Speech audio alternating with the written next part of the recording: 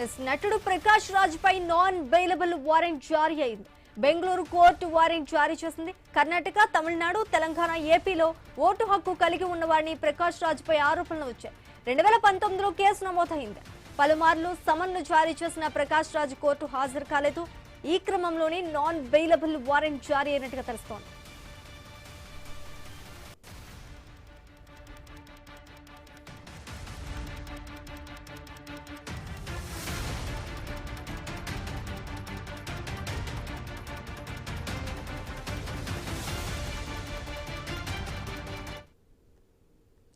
నటుడు ప్రకాష్ రాజ్ పై non bailable warrant జారీ అయినట్టుగా తెలుస్తోంది. బెంగళూరు కోర్టు వారెంట్ జారీ చేసింది.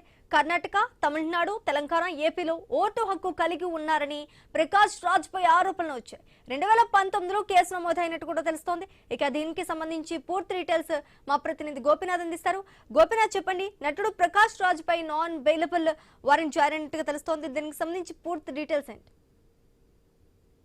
2019కి సంబంధించి ఒక కేసు విషయంలో ఎందుకంటే చాలా ప్రాంతాల్లో అతను ఓటు హక్కు వినియోగించుకున్నారంటూ కూడా ఫిర్యాదులు రావడం జరిగింది. దానికి సంబంధించి కొంతమంది కోర్టుకు వెళ్లారు. అయితే ఈ కోర్టు దీనికి సంబంధించి కర్ణాటక, తమిళనాడు కావచ్చు, తెలంగాణ, ఏపీలో 4 చోట్ల అప్పట్లో కేసులు నమోదయ్యాయి. దానికి తగ్గట్టుగానే కోర్టుకు హాజరవ్వాలని చెప్పి పలు దఫాలు ఆయనకు నోటీసులు, ప్రకాష్ రాజ్ నోటీసులు ఇచ్చినప్పటికీ కూడా ఎక్కడా కూడా హాజరు కాకపోవడంతోనే బెంగళూరు కోర్టు ఈ రకంగా నాన్ బెయిలబుల్ వారెంట్ జారీ చేయడం జరిగింది.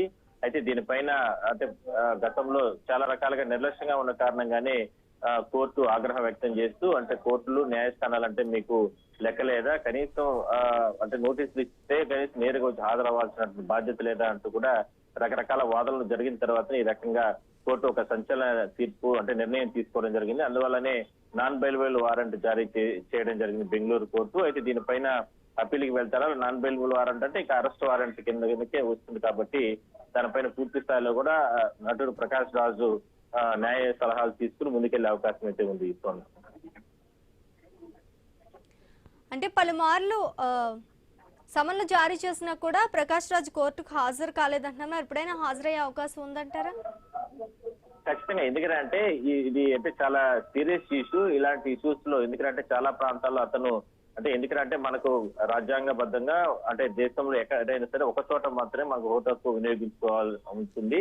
బట్ ఏంటంటే ప్రకాష్ రాజు ఎక్కడ పడితే అక్కడ కర్ణాటక గానీ, తమిళనాడు గానీ, అదేవిధంగా తెలంగాణ, ఏపీలో ఇట్లా చాలా ప్రాంతాల్లో ఓటు హక్కు పెట్టుకున్న కారణంగానే గతంలో కూడా ఆయన అక్కడ ఓటును వినియోగించుకున్నారు చాలా ప్రాంతాల్లో. ఇవన్నీ కూడా దర్యాప్తు జరిపిన తర్వాతనే ఎన్నికల అధికారులు, పోలీసులు వీరందరూ కూడా సమన్వయం చేసుకుని ఈ రకంగా కొంతమంది ఫిర్యాదులు ఇచ్చిన ప్రకారంగా కేసులు నమోదు చేయడం జరిగింది. ఆ కేసుల్లో భాగంగానే వాదనలలో చాలా ప్రాంతాల్లో ఆయన ఉన్నప్పటికీ కూడా బెంగళూరు కోర్టు ఈ రకంగా గతంలో నోటీసులు ఇవ్వడం జరిగింది. ఆ నోటీసులకు ఎక్కడ కూడా కనీసం రిప్లై ఇవ్వకపోవడం, కనీసం హాజరు కాకపోవడంతోనే ఆగ్రహం చెంది ఈ రకంగా నాన్ బెయిలబుల్ వారెంట్ జారీ చేయడం జరిగింది.